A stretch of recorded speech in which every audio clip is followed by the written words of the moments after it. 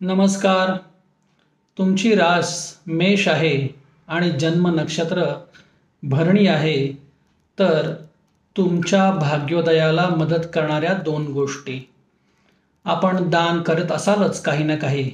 तर त्यात नियमितपणे पांढरी वस्त्र, पांढऱ्या रंगाचे कपडे गरजवंतांना दान करणे, सत्पात्री दान करणे.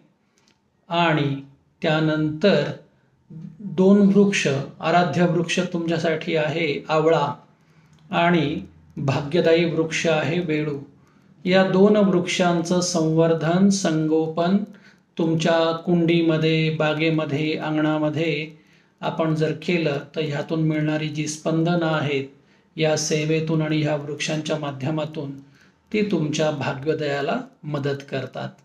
पुन्हा भेटूया आणखीन माहितीसाठी सह पुढील व्हिडिओमध्ये. हरिओम.